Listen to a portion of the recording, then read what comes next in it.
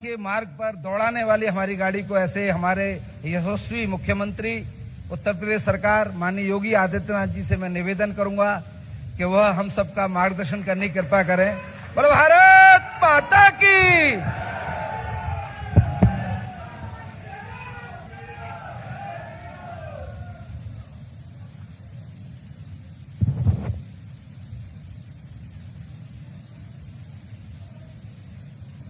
आज के समारोह में मुख्य अतिथि के रूप में उपस्थित भारतीय जनता पार्टी के राष्ट्रीय अध्यक्ष माननीय श्री जेपी नड्डा जी, भारतीय जनता पार्टी के राष्ट्रीय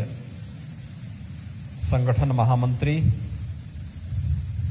सम्मानीय श्री बीएल संतोष जी, भारतीय जनता पार्टी के राष्ट्रीय उपाध्यक्ष और उत्तर प्रदेश के प्रभारी पूर्व केंद्रीय मंत्री माननीय श्री राधा मोहन सिंह जी, भारतीय जनता पार्टी के प्रदेश के अध्यक्ष माननीय श्री स्वतंत्र देव सिंह जी, आज के इस कार्यक्रम के अध्यक्ष आगरा के वरिष्ठ चिकित्सक doctor NC Gupta ji, Bharatiya Janata party के उत्तर प्रदेश के सह संगठन मंत्री श्री करमबीर सिंह जी, सह प्रभारी श्री संजीव चौरसिया जी, राज्यसभा के माननीय सांसद श्री अनिल जैन जी, किसान मोर्चा के राष्ट्रीय अध्यक्ष और फतेहपुर सीकरी से माननीय सांसद श्री राजकुमार चाहर जी,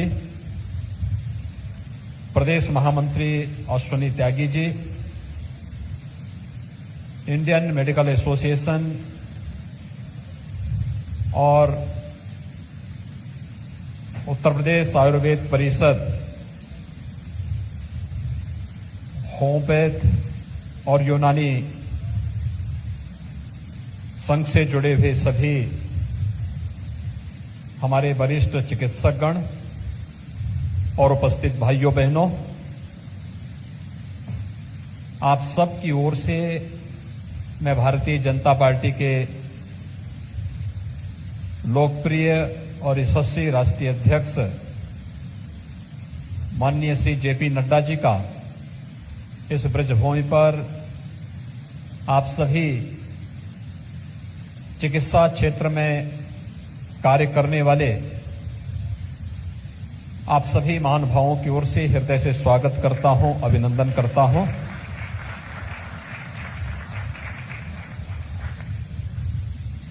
माननीय राष्ट्रीय अध्यक्ष जी की हार्दिक इच्छा थी कि उत्तर प्रदेश के अपने 2 दिवसीय प्रवास के दौरान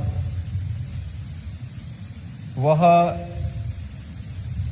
हेल्थ वर्कर्स के साथ और चिकित्सा विशेषज्ञों के साथ विशेष रूप से संवाद कर सके, क्योंकि चिकित्सकों को वैसे भी इस धरती पर भगवान के प्रतिनिधि के रूप में मान्यता दी जाती है, लेकिन वह साक्षात स्वरूप इस सदी की सबसे बड़ी महामारी कोरोना के दौरान देश को भी और दुनिया को भी देखने को मिला, जब स्वयं की प्रवाह के बगैर एक एक चिकित्सक, एक एक स्वास्थ्यकर्मी,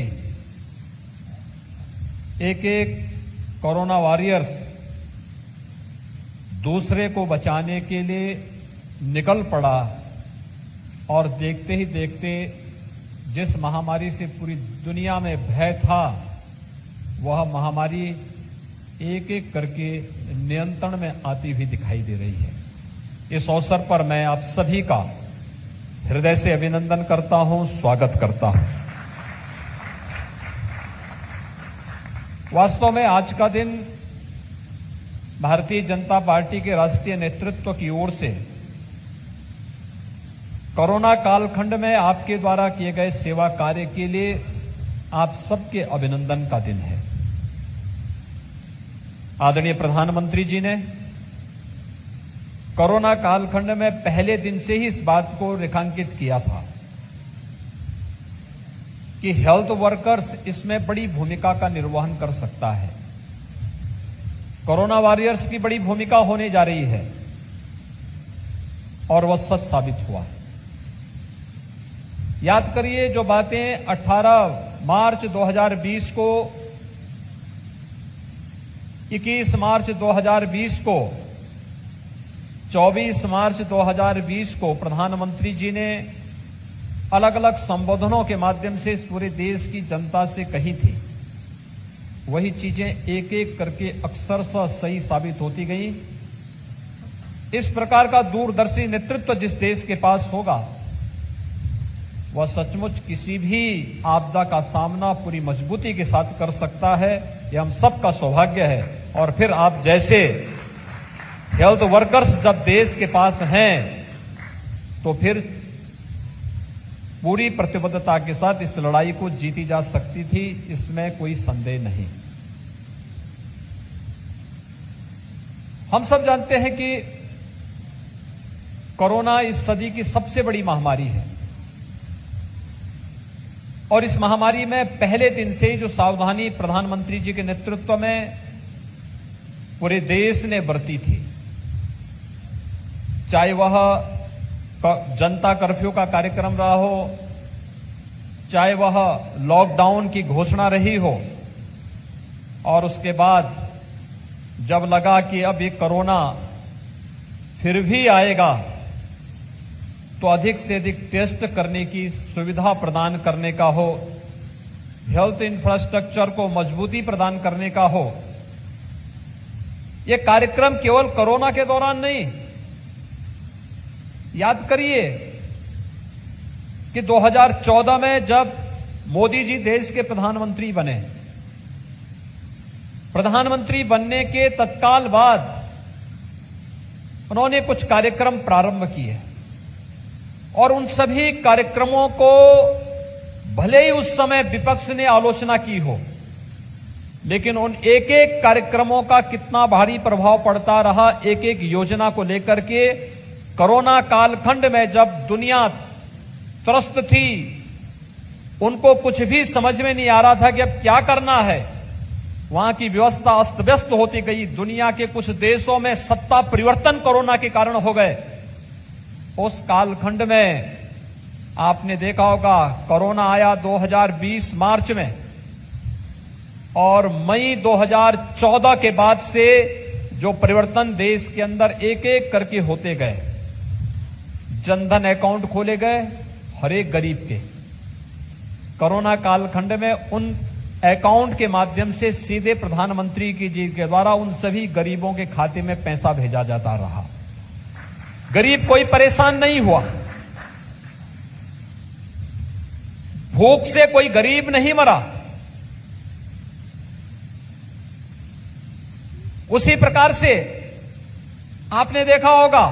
स्वच्छ भारत मिशन 2 अक्टूबर 2014 को प्रारंभ हुई और स्वच्छ भारत मिशन के माध्यम से स्वास्थ्य के प्रति जागरूकता के साथ ही प्रत्येक नागरिक को और प्रत्येक बहन और बेटी को हम सुरक्षा की गारंटी कैसे दे सकते हैं, नारी गरिमा का प्रतीक भी स्वच्छ भारत मिशन के अंतर्गत 10 करोड़ परिवारों के बीच में बना हुआ शौचालय, प्रत्येक घर में बना हुआ शौचालय इस बात का प्रमाण बना। एक एक करके योजनाएं, हर गरीब को सिर ढकने के लिए छत मिल सके, शुद्ध पेयजल की व्यवस्था हर घर तक हो सके, ये सभी कार्यक्रम व्यवस्थित रूप से आगे चली रहे थे। कोरोना आने के पहले देश के 50 करोड़ लोगों को आयुष्मान भारत के अंतर्गत 5 लाख रुपए की स्वास्थ्य बीमा का कवर उपलब्ध करवाने की व्यवस्था करवाना, और जिस देश ने 1947 के बाद आजादी के तत्काल बाद से लगातार स्वास्थ्य की आपदा को झेली हो, लेकिन स्वास्थ्य इंफ्रास्ट्रक्चर पर पिछली सरकारों का और जिन लोगों ने 55 वर्षों तक देश के अंदर शासन किया, प्रदेश के अंदर सर्वाधिक दिनों तक शासन किया, प्रदेश और देश के स्वास्थ्य इंफ्रास्ट्रक्चर पर जिन लोगों का ध्यान कभी नहीं रहा, आपने देखा होगा प्रधानमंत्री मोदी जी के नेतृत्व में भारतीय जनता पार्टी के आज के राष्ट्रीय अध्यक्ष माननीय नड्डा जी ने उस समय जो कार्यक्रम चलाए, चाहे वह एम्स कि देश के अंदर शाखाओं का एक जाल बिछाने का रहा हो, या स्वास्थ्य के लिए सुपर स्पेशलिटी ब्लॉक की स्थापना का रहा हो, और चाहे नए मेडिकल कॉलेजेस का। भाइयों बहनों, 1947 से लेकर के 2016 तक उत्तर प्रदेश के अंदर केवल 12 गवर्नमेंट मेडिकल कॉलेज बने थे। आगरा का मेडिकल कॉलेज उससे पहले बन चुका था, KGM-MC उससे पहले बन चुका था, और 12 मेडिकल कॉलेज 69 वर्षों में। लेकिन 2016 से लेकर के 2021-22 के बीच में वर्तमान में हम प्रदेश में 33 नए मेडिकल कॉलेज की स्थापना कर रहे हैं। हेल्थ इंफ्रास्ट्रक्चर में ये चेंज और इस जज्बे ने कोरोना जैसी महामारी के सामने जब अमेरिका जैसी बड़ी बड़ी ताकतें और यूरोप जैसे विकसित देश जब पस्त होते हुए दिखाई दे रहे थे, तब भारत मजबूती के साथ इस महामारी से लड़ते हुए, जूझते हुए दिखाई दे रहा था। आप सब हेल्थ वर्कर्स और चिकित्सा विशेषज्ञों की मदद से, प्रधानमंत्री मोदी जी के नेतृत्व में, तो इसलिए क्योंकि इस देश का यशस्वी नेतृत्व बड़ी दूरदृष्टापूर्ण तरीके से पहले से उस प्रकार की व्यवस्था सुनिश्चित कर चुका था। याद करिए, मार्च 2020 में इटली से आए हुए व्यापारियों के साथ जब आगरा में कोरोना का पहला केस आया था, तब आगरा में भी और उत्तर प्रदेश में भी टेस्टिंग की एक भी लैब नहीं थी। हमें लैब के लिए, सैंपल टेस्ट के लिए NIB पुणे भेजना पड़ा था। हमारे पास यहां के मेडिकल कॉलेज में, SN मेडिकल कॉलेज में भी भर्ती करने की कोई सुविधा नहीं थी। हमें नड्डा जी के द्वारा उपलब्ध कराई गई एडवांस लाइफ सपोर्ट एम्बुलेंस से उन मरीजों को सफदरजंग दिल्ली भेजना पड़ा था, और वे बाद में सुरक्षित उनको उपचार करके घरों तक उनका पहुंचाने का कार्य हुआ था। और भाइयों बहनों, आज प्रधानमंत्री मोदी जी की अनुकंपा से, भारत सरकार के सहयोग से, आप सबके आशीर्वाद से उत्तर प्रदेश 4 लाख टेस्ट प्रतिदिन करने की क्षमता विकसित कर चुका है। 4 लाख टेस्ट प्रतिदिन। आज हमारे पास 2 लाख L1, L2 और L3 फैसिलिटी के बेड्स मौजूद हैं, जिसके माध्यम से हम कोरोना के या किसी भी इस प्रकार की आपदा में मरीजों को बेहतर स्वास्थ्य की सुविधा उपलब्ध करवा सकते हैं। मुझे याद है जब कोरोना की आहट हुई, हमसे कहा गया कि कितने ऐसे जनपद हैं जहां पर आपके पास आईसीयू की सुविधा होगी, कितने में नहीं है। तो 75 में से 36 ऐसे जनपद थे जहां पे एक भी आईसीयू का बेड नहीं था। और आज हर एक जनपद में हमारे पास लगभग 100 आईसीयू के बेड्स मौजूद हैं। और अगर मैं L1, L2, L3 की फैसिलिटी की सुविधा की बात करता हूं, तो हमारे पास ये संख्या बढ़कर के 2 लाख बेड्स होती हैं। और केवल द्वितीय लहर को ही नियंत्रित करने में नहीं, बल्कि तीसरी लहर की आहट के बीच में भी हम लोगों ने उसकी पहले से तैयारी कर ली है कि अब उत्तर प्रदेश के अंदर किसी भी व्यक्ति को चिकित्सा के अभाव में इधर उधर भटकने की आवश्यकता नहीं पड़ेगी। यह प्रधानमंत्री मोदी जी के और यशस्वी नेतृत्व के कारण ही उत्तर प्रदेश के अंदर संभव हो पाया है। भाइयों बहनों, दूसरी लहर में ऑक्सीजन की जो किल्लत हुई, महामारी के दौरान संसाधन अक्सर कम पड़ते हैं, और यह तो इस सदी की सबसे बड़ी महामारी थी। इस महामारी के दौरान हमने ऑक्सीजन के बारे में देखा होगा। ऑक्सीजन पहुंचाने का कार्य भारत सरकार ने जिस युद्ध स्तर पर किया था, वह सबके सामने है। आज उत्तर प्रदेश में हर जनपद को ऑक्सीजन के क्षेत्र में आत्मनिर्भर बनाने की दिशा में कार्य प्रारंभ हो रहा है। 552 ऑक्सीजन प्लांट वर्तमान में हम उत्तर प्रदेश के अंदर अलग अलग जनपदों में स्थापित करने जा रहे हैं। चाहे वह आगरा हो, हर एक जनपद में ऑक्सीजन प्लांट लग रहे हैं, जिनमें से लगभग 300 ऑक्सीजन प्लांट अब तक हम लोग उत्तर प्रदेश के अंदर स्थापित कर चुके हैं और 252 ऑक्सीजन प्लांट को अगले कुछ दिनों के अंदर हम लोग बनाने की पूरी कार्य योजना बना चुके हैं। उनका सिविल वर्क पूरा हो चुका है और उनको बहुत शीघ्र हम लगा करके ऑक्सीजन के लिए किसी भी प्रकार की कोई किल्लत न होने पाए, इसकी पूरी तैयारी हम लोगों ने उत्तर प्रदेश के अंदर वर्तमान में की है।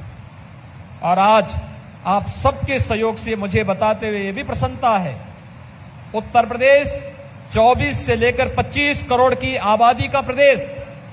पॉजिटिविटी आज हमारी प्रतिदिन की है 0.001%,